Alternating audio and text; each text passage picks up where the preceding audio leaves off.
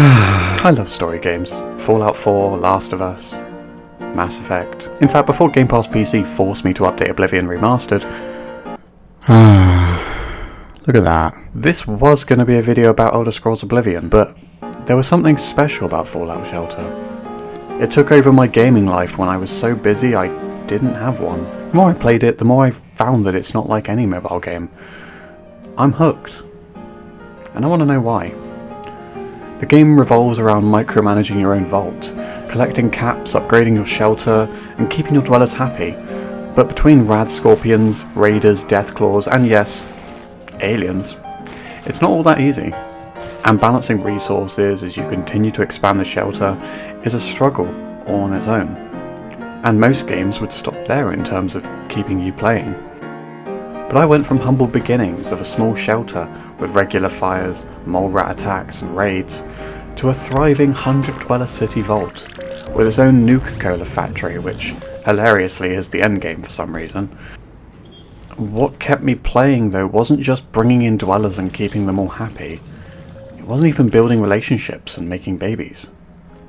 Thanks to my office, or the Overseer's office I mean, the game actually has missions outside of the vault that let you go out, explore other buildings and meet factions from the Fallout universe, like the Brotherhood of Steel and the Children of Atom. If you're a proper Fallout nerd, unlike me who's actually only played Fallout 4, you can test your knowledge on a quest that tests you on what type of vehicle the Brotherhood arrived in the Commonwealth in, and it rewards you for it.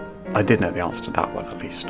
My vault would have failed without those missions actually, because just as I started collecting good weapons to defend my vault, the Deathclaws came, and you have about 5 seconds to get to the vault door before they break it down.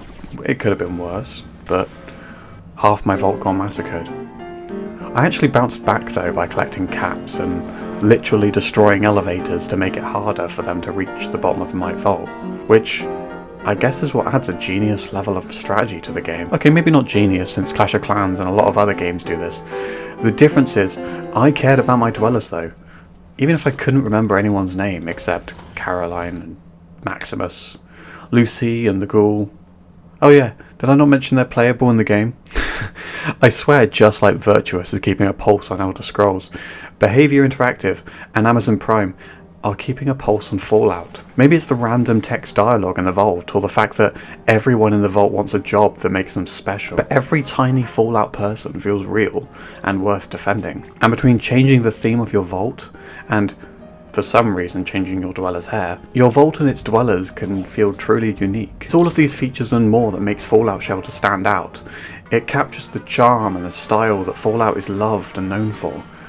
I suppose the only thing missing is the option to perform messed up experiments on your dwellers, or an online feature that lets your dwellers join factions and raid other vaults. Maybe that's best not in the game though, because I keep forgetting you can even buy caps in this game, and the ads are optional to help you rush rooms and produce resources quicker. No ads are actually forced on you, which is exactly how a game should generate money in the first place, in the mobile game space, not forcing you into an uncomfortable position to access online features you don't want to. It's the small scale of this game, I think, that makes it stand out, and it actually makes a nice change from all the AAA games I tell people I buy but actually play on Game Pass because they're too expensive. Every game charges too much for large-scale soulless experiences, and maybe that's why scaling back to something like Fallout Shelter is the way to move forward with the franchise. And I'm not saying pull a Diablo and make the next official announcement Fallout 4 on mobile. Hey, just was wondering, is this an out-of-season April Fool's joke?